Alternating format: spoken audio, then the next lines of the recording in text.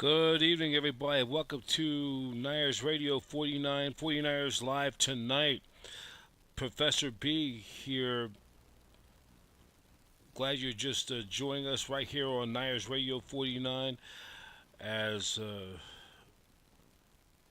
as right now we're here at 9:30 p.m. Pacific Standard Time on this Friday night. Glad you guys are joining us. Glad you guys are joining us on Niners Radio 49 on this Friday evening.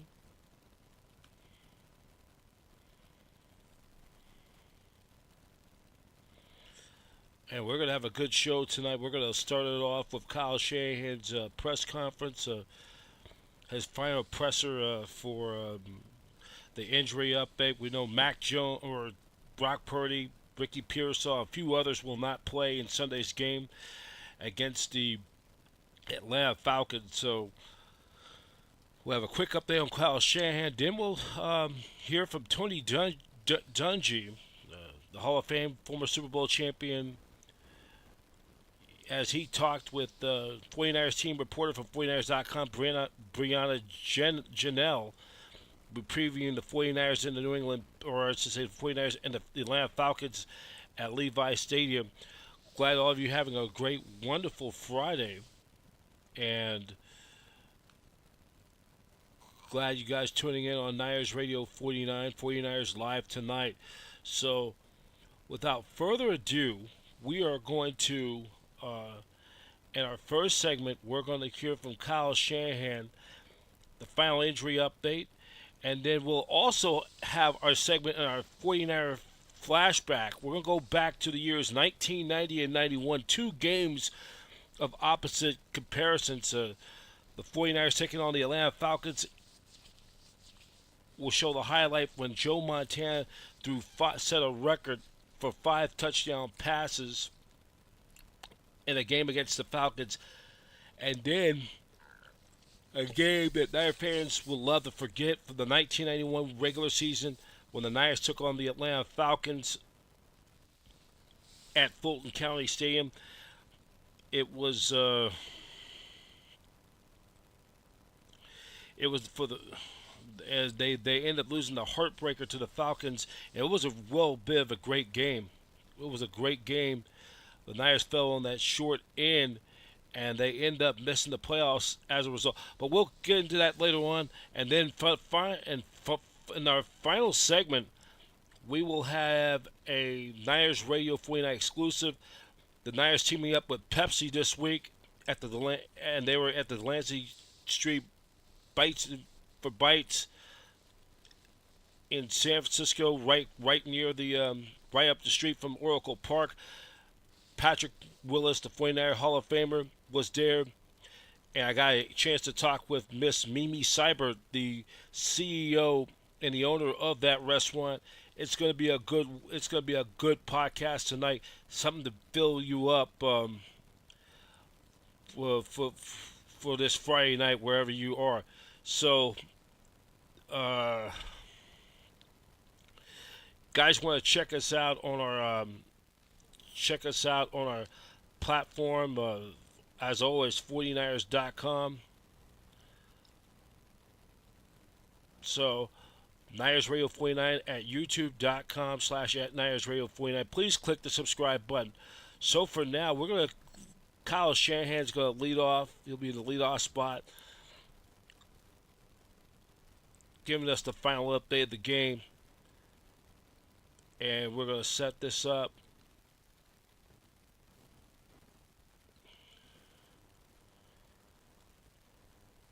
We'll set this up. Here's Kyle Shanahan speaking earlier today in Santa Clara right now. All right, guys. For the game, it's so much shorter when I don't have to say limited. Yetur is out, Ricky out, Brock out, Kevin Givens, Renardo Green, and Upton Stout are 3 questionable. Go ahead. What progress have you seen from Brock this week in practice? He was able to get out there, throw more. Thought it was definitely a step further ahead than it was last week, so going the right direction. what's the plan for George and Kevin Givens on Sunday? George is playing, and Kevin most likely is. We got to talk about that as staff later today. How limited might George be in the scheme of things? He's available for all plays. Do you have a pitch count for him? No pinch count. I mean, George has rehabbed really well. Came back 100%. Has a good week of practice. So, we'll space it out throughout the game. But yeah, no pinch count. How big is it to get George's leadership back right now after you lose Fred? I think that's big, but I think the bigger part is getting him on the field. I mean, it's always good to have good leaders around and stuff, but it starts with being on the field. What does Watkins look like this week, and is there a chance that teams will defend you differently if you put that kind of speed on the field?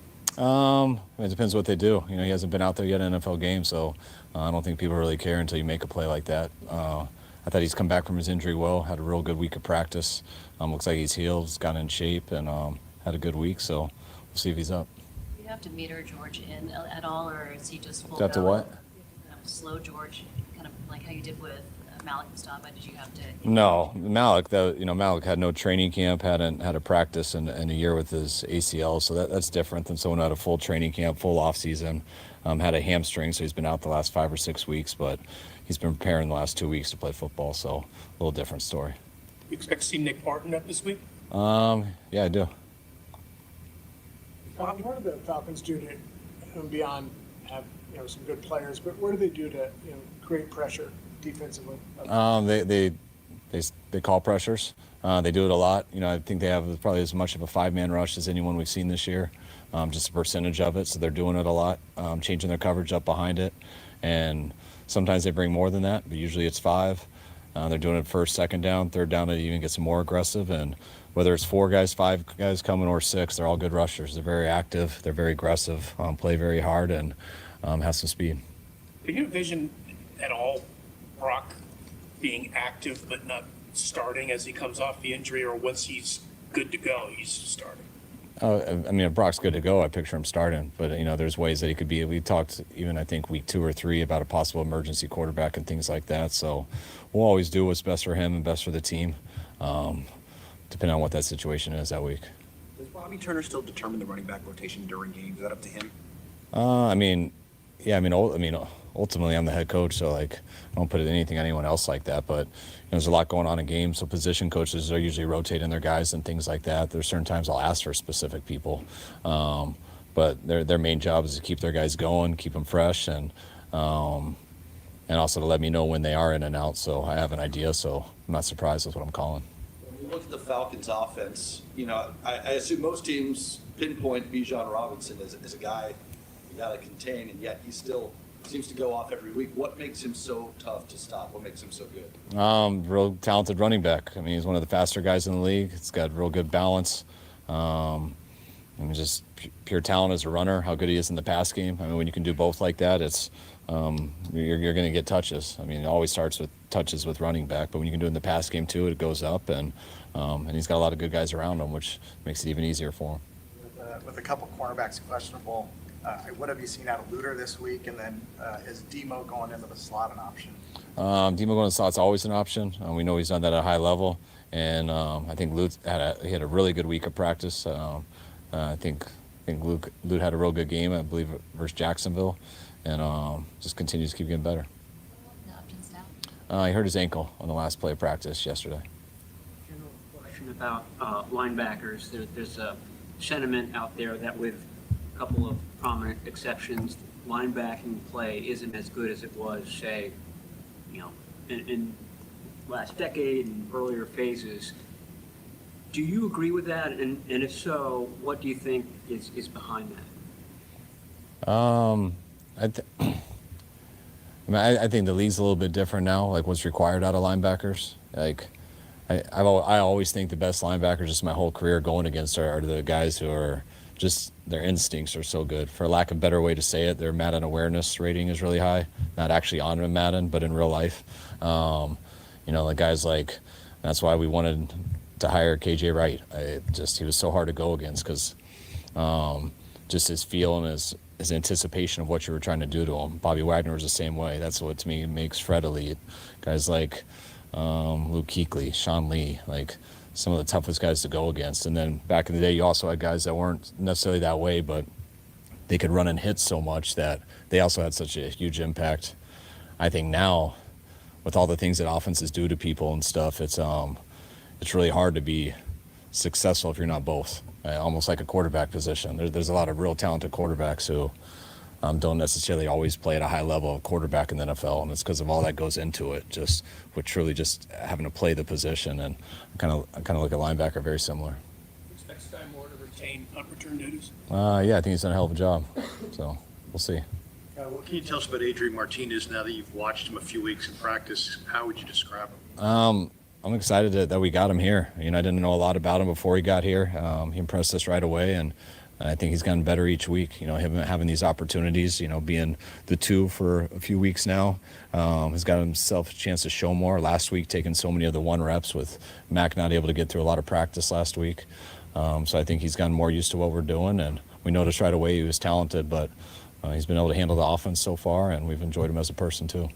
Clay was saying yesterday he feels like explosive plays are a lot harder to come by just across the league in general. I'm assuming you agree with that. What are you seeing that's making that more difficult for I think the style of defense that people play. Every team's different, but just on a whole, it's a lot more top down. Back in the day, you used to get a 6-yard run, and the defensive staff would be like the world's ending. But if you completed a 6-yard check down on a pass, you'd see them all chest bumping each other and celebrating how good their coverage is. And that used to be back in the day, which made a lot of people a lot more aggressive to stop the run, which does, but it allows explosives in the run and pass game both. I feel like now people don't worry as much about that. Like, take your 6-yard run, take your 6-yard pass, just do it, whatever you want to do. But we're going to find a way to get off on 3rd down, or we don't think you can do it 14 plays in a row to get 7. So I'd say it's more of that. Defenses are more conservative as a whole, which makes it hard to get explosives. You guys obviously had a lot of high expectations for Mikel when you guys drafted him. Once Nick went down, did that ramp up the pressure on him at all? And if so, how do you feel he's handled it? I don't think it ramps the pressure up on him at all. I think it does from a perception standpoint. From outside of here, it's just how the world works and how it should, I guess. Your number 1 pass rusher goes down, everyone expects your top 10 pick to replace him, or 11, whatever we were.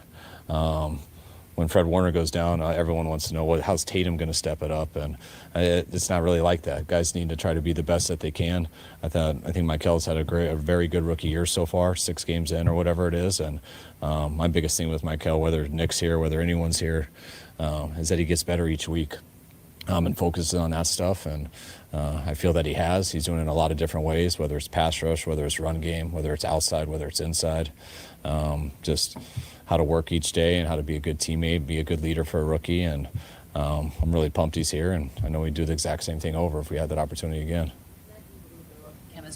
Rebuild chemistry with Kendrick. How has he and George been working in practice so far? Good. I always get thrown off with the chemistry question because George is good at getting open and Mac is good at throwing to the guy in progression who's open. So, it doesn't matter really that they're new or anything like that. Mac's going to focus on getting the ball to the right spot based off of the defense, and George is going to try to get open and beat the guy in front of him every time. Whether guys connect or a lot, I don't always think that's necessarily about chemistry. It has to do with just how the game went out and whether both of those guys were prepared and doing their job right. So when it did go to them, what's the percentage of them making the play? And George has done this for a long time, and I think Mac will be excited that he's out there. Jacob? I think he's getting close. I'm not sure if it's exactly next week or not, but I know it's getting soon. How Mac is doing physically? I know he had some dents and dings the past previous games. Yeah, Mac, you said? Mac? Yeah, I know, like everybody, no one feels 100% great, but I know he was a lot farther ahead this week than he was last week. He didn't have to miss as much. Adrian didn't have to take as many reps for him, and he's improved. All right, thanks, guys.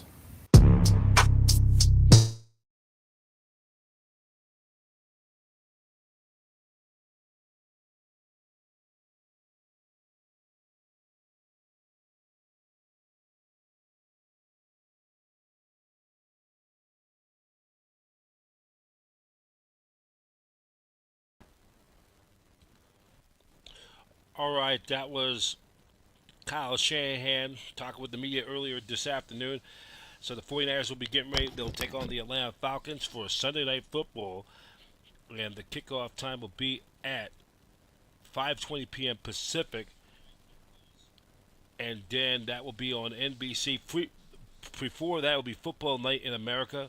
That will be also on NBC as well. Then, of course, 49ers Live pre and post game show. That will be at 4 o'clock on NBC Sports Bay Area. So we're going to continue on Niners Radio 49, 49ers Live tonight on Niners Radio 49. We are going to have our next segment on Niners Radio 49, and it will be this time it's going to be Tony Dungy breaking down the 49ers Falcons game as he's going to be and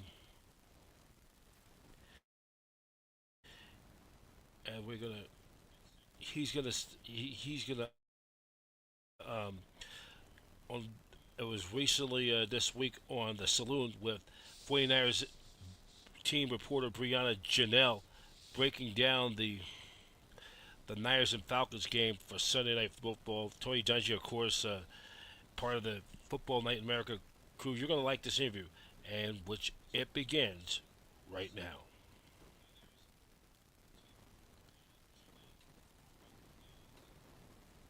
Well, they've got a lot of speed on defense, and they've got a great running back in Bijan Robinson, and it's very, very interesting. They are leading the league in rushing offense, and Robinson has been a big part of that. They're also leading the league in pass defense, and so their weakness is running right at them. San Francisco is usually excellent at that, but they haven't been great this year. I think getting George Kittle back and giving him some of that attitude will help, but I think it's going to be the running backs who are going to determine the game. Can Christian McCaffrey get going and get that run game going? If he does, I think the 49ers have a great chance to win this game. That's right, you said his name. Bijan Robinson has been putting up historic numbers for the Falcons. What makes him such a unique challenge for the 49ers defense, especially when you're looking at the Yeah, this is going to be a tough order. Robinson is a talented running back. He can run inside. He's strong. He can break tackles. He's got the speed to run outside, and he's also a very good receiver. He's a lot like Christian McCaffrey, just multi-dimensional. And if you've got a solid inside running back, if you're not that big inside, he can run right at you. If you stuff the line of scrimmage, he can catch the ball on screens and plays out of the backfield and hurt you. So they look to get him going, and he really is the key to their offense. Absolutely. Taking a closer look at Atlanta's offense, they're top 2 in total yards, but towards the bottom tier in scoring. From a coaching perspective, how can the 49ers stop the Falcons when you're looking at that red zone? Yeah, and that is going to be the key to the game. Without Fred Warner, I don't think they're going to just shut down this attack. But Atlanta has moved the ball and had trouble in the red zone. So if you're San Francisco, you say, we can't give up the long touchdown. We can't give up the big play. We got to make them earn it. And then when they get down inside the 20, we squeeze them and hold them to field goals. And that would be the way I would game plan it. You also said it at the top of the podcast. On the flip side, Atlanta leads the league when it comes to number 1 total and pass defense. How do you expect Kyle Shanahan to attack that group, especially with Christian McCaffrey in that downhill run game that you know so well? Yeah, I think we're going to see some old school 49ers offense. The 49ers have thrown the ball really well this year, but this is a game because of Atlanta's speed on defense. They've got pass rushers. Raheem Morris is an excellent coach in terms of bringing blitzes. They really arrest Buffalo last week and force Josh Allen into an off-kilter game. So I expected to see the 49ers come out with their kind of, maybe let's go back to 2020, 2021, pound that big ball, run it inside, wear that defense down, and then take some shots for the big plays, but play action passes. Absolutely. It seems like the run game is going to be huge in this matchup. What do you see as the biggest keys to victory for the 49ers in Sunday Night Football? Well, Atlanta has dominated the time of possession. They've had the ball 35, 36 minutes So I think for San Francisco, let's come out, let's be patient, let's run the ball, let's take away the run game and make them try to put it in Michael Penix's hands. But I think the big thing will be if San Francisco can get their running attack going and really force the pace like that and slow it down. Don't let it turn into a track meet. Definitely. And lastly, Coach, if you're a 49ers fan heading into this Sunday night football matchup, what gives you confidence about this team? Well, I love where they are. They've had some injuries, haven't had their quarterback the whole time. Mac Jones is playing lights out for them. But with all the things going on, they're still 4-2. And I think they've got some of that championship mentality. So I expect this to be a dogfight. I think it'll go down to the fourth quarter. And if I'm a 49er fan, I want to see the championship heart come into play in the fourth quarter. Definitely, Coach. Thank you so much for joining us today. I'm really looking forward to this matchup and watching with you this Sunday. Well, we are got a great one going, and should be a lot of fun on Sunday night. Looking forward to the atmosphere in Levi's Stadium.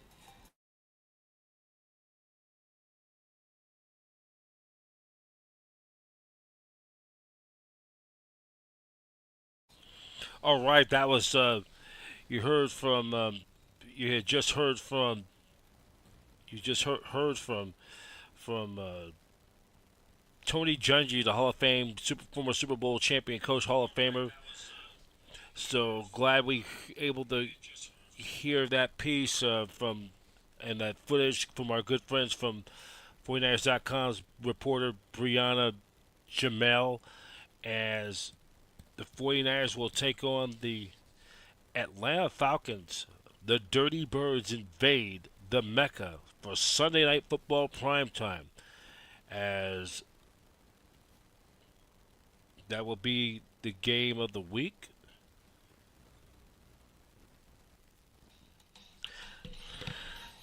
So just a so the Niners will be taking on the Atlanta Falcons for Sunday Night Football, and the game will start at 5:20 p.m. Pacific Standard Time.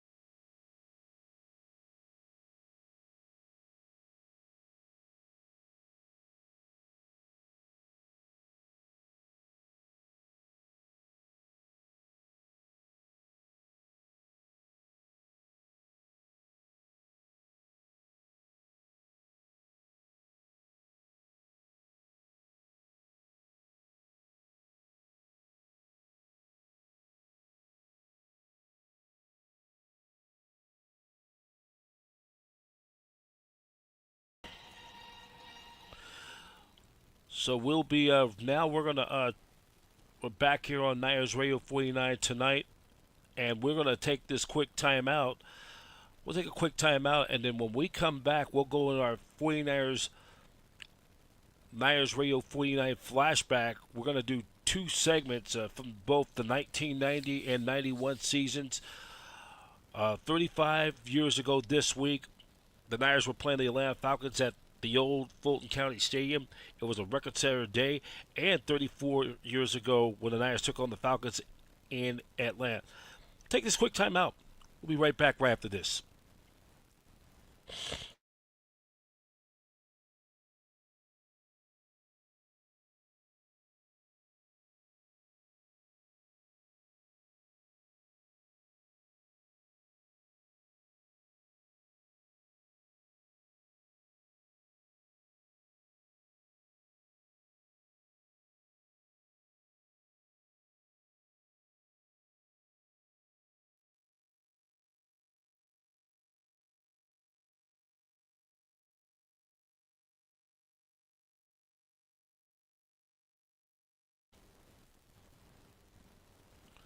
All right, we continue on 49ers Live tonight. Professor B here in the studios in San Francisco.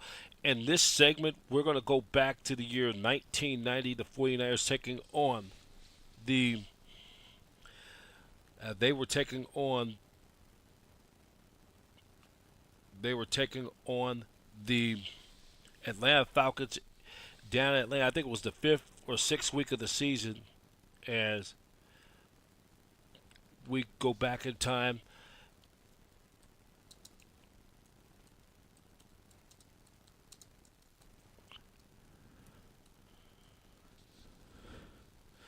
So it's from October 14th, 1990.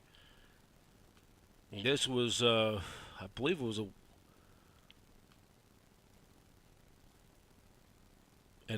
a record-breaking day for Joe Montana in this contest. So we're going to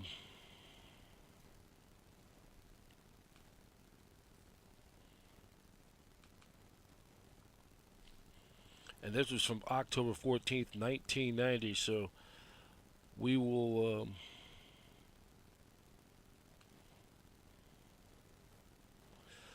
it was from October 14th, 1990. You're going to enjoy this. You're going to enjoy this segment, and we'll show you the clips of this segment, Niners Radio Flashback, which begins right now.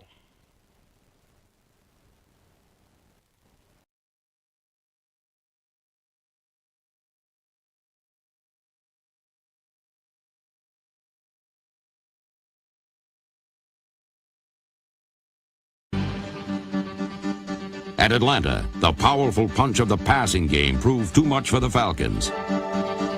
Joe Montana's 476 yards and 6 touchdown passes established single-game franchise records. Montana, lots of time, way downfield, left flat, he's got it, just complete to Gerard. Gerard cuts into the end zone, touchdown 49ers. Back to throw into the end zone. It's a touchdown, San Francisco. Jerry Rice. Montana dropped back. Great pressure again. Fires in the end zone. Touchdown, Rice down the middle over the top. Montana across the middle. He's got Rice again. Touchdown, 49ers. Montana looks over the field. Goes for the end zone all alone. Jerry Rice. Touchdown number 4. Let's get 5. Jerry Rice's 5th scoring reception of the day earned him a place in the NFL record books. The end zone, it's a touchdown, Jerry Rice, number 5. The record-shattering aerial bombardment produced a 45-35 victory that kept the 49ers undefeated after 5 games.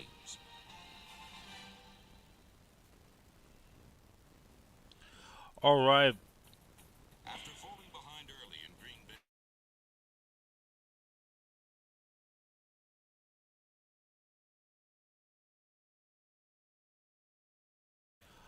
All right, that was one of those games I remember very well in my youth. That was a record-breaking day for your San Francisco 49ers 35 years ago this week, back on October 14th, 1990.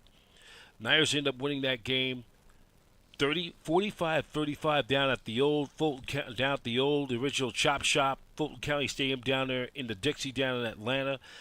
And looking at the numbers, the 49ers as a team, almost 500 total yards of offense, 492.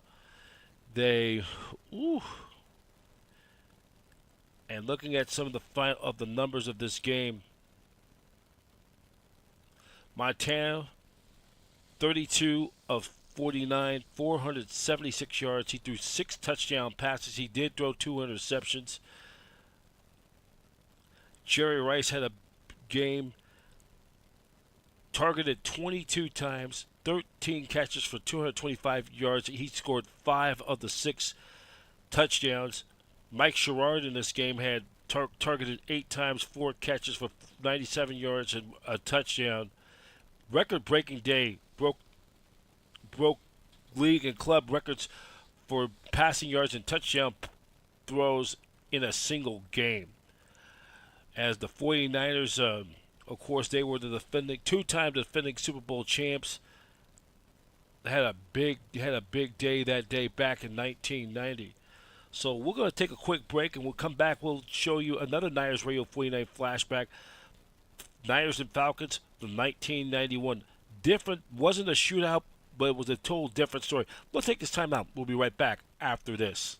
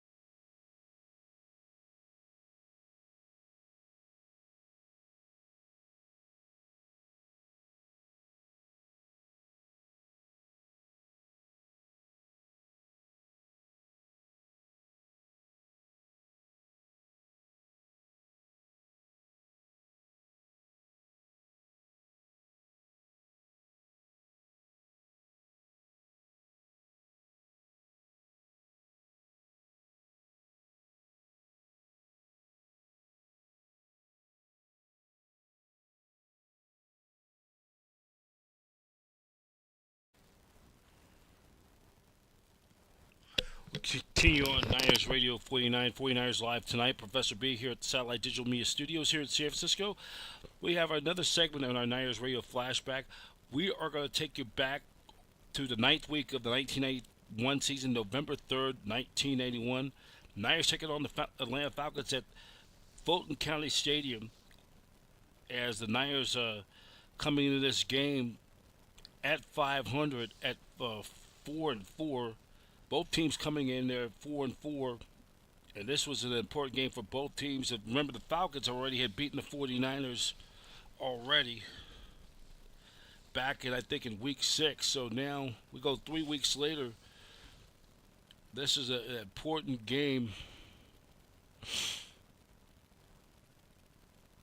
And the Niners playing the Falcons at Fulton County Stadium. This was an important game for both teams, and remember, the Falcons already had beaten them once already. And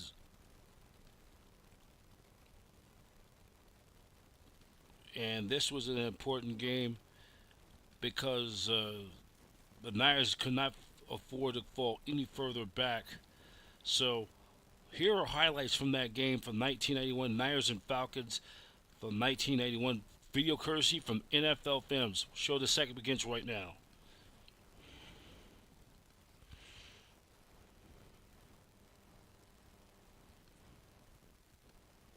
At Atlanta. Steve Young suffered a knee injury that would sideline him for 6 weeks. Still, on this hostile turf, the Niners clung to a 14-10 lead with just 9 seconds remaining. But then, Atlanta's Hail Mary prayer was answered. This Hail Mary pass. Everybody's down there. The ball is bumped around. With the touchdown! Touchdown Falcons! They took it out of the pile! This devastating defeat would have finished most teams. But the 49ers, with their never-say-die attitude, aren't like most teams.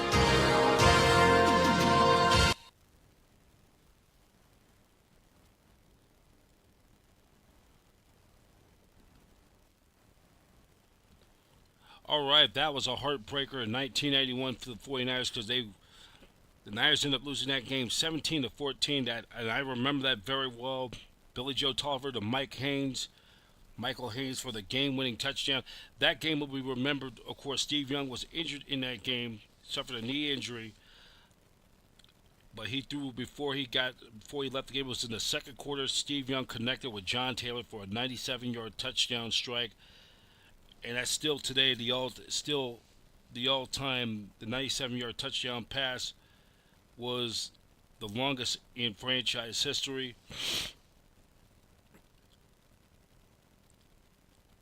In fact, Taylor caught 2 touchdown passes in that game.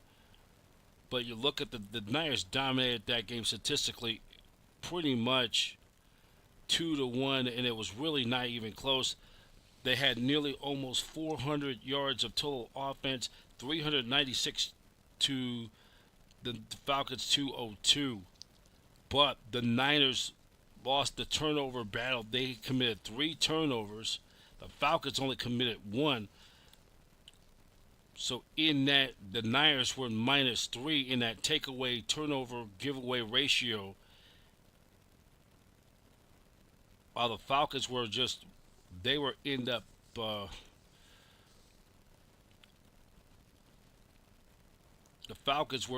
being +2 in that margin.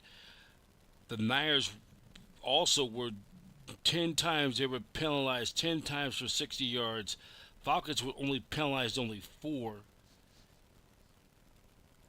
And that's just what happens when you turn over the ball too much. You're not going to win when you lose that turnover, takeaway, giveaway ratio.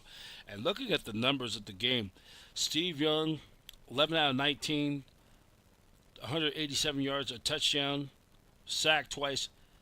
187 yards. Steve Bono threw for 111 yards and a touchdown.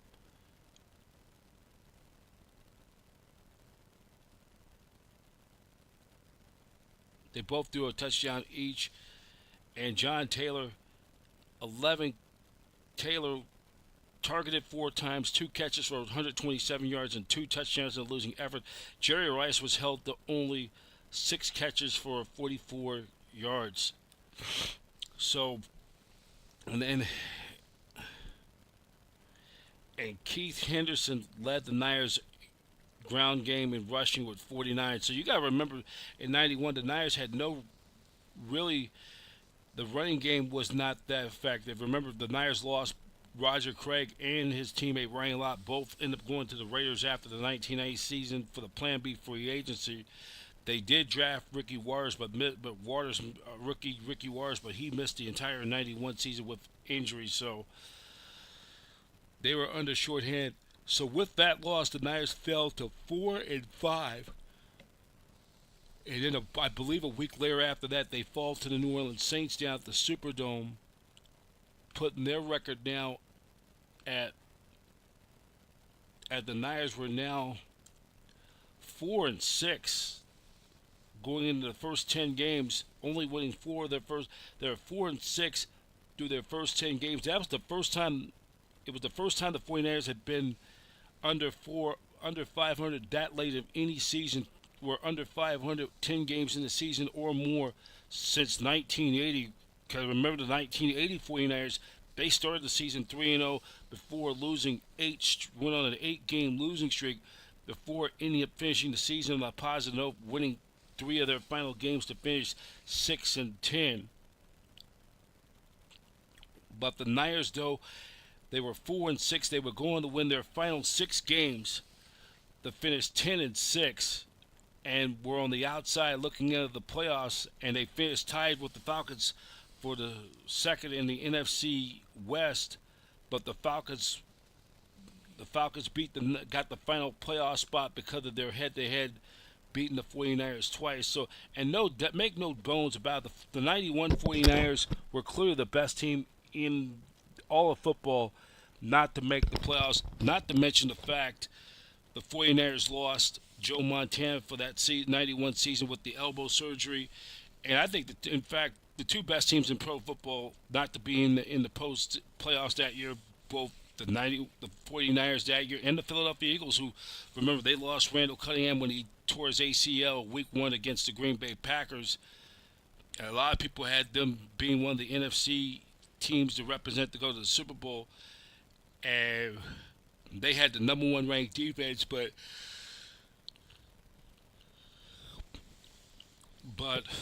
the 49ers end up finishing 10-6 on the outside, make not of the playoffs looking in.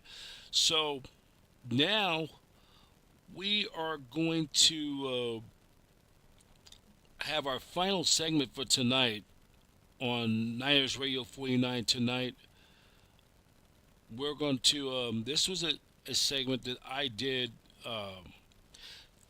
Bites for Bay Area. This is a great piece I did. You're going to like it. And we're going to wrap it up here, and then we'll show you that, we'll show you that final segment. And just a reminder again,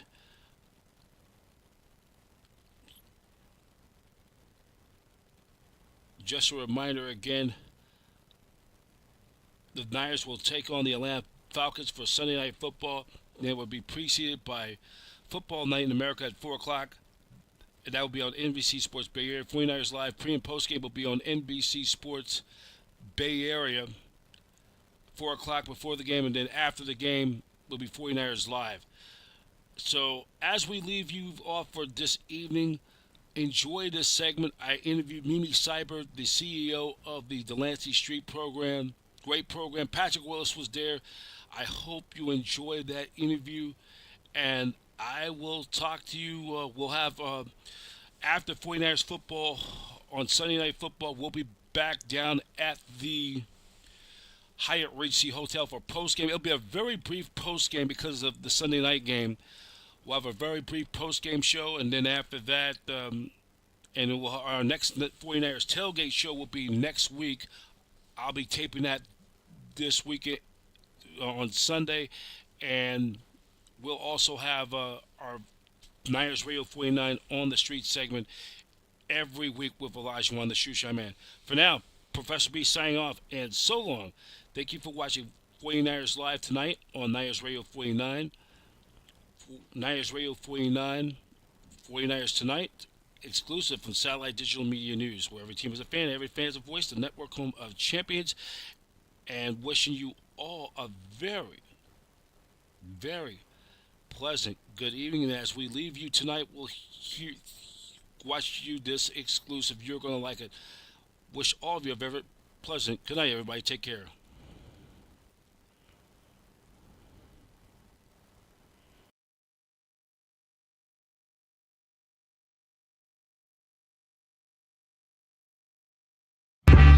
This is a Niners Radio 49 exclusive.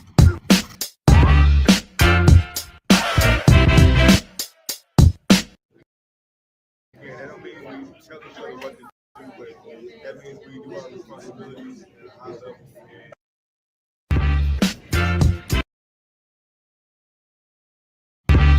This is a Niners Radio 49 exclusive.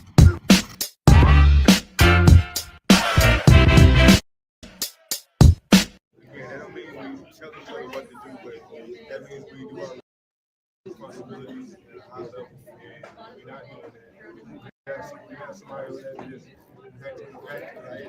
let's go. We got this, all right? So remember, man, you can't cheat the grind. The grind knows what you put in, all right? So, yeah.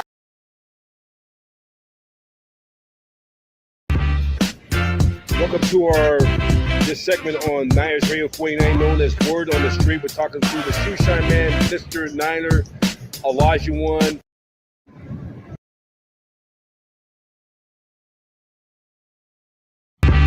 This is a Niners Radio 49 exclusive.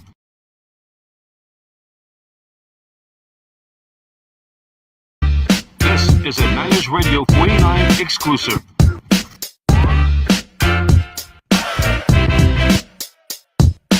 That don't mean we tell each other what to do, but that means we do our responsibilities at a high level, and we're not doing that. We got somebody that just let's go. We got this, all right? So remember, man, you can't cheat the grind. The grind knows what you put in, all right? So,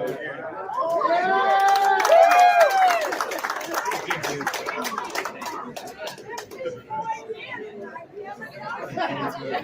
Second chances to people who have lived through crime and drugs and a lot of tragedies, and they get a second chance. And one of the biggest second chances is to learn vocational skills at the restaurant and to create a family feeling at the restaurant that gives everyone an ethnicity that they're used to, because we have everyone from everywhere coming together to make a real team.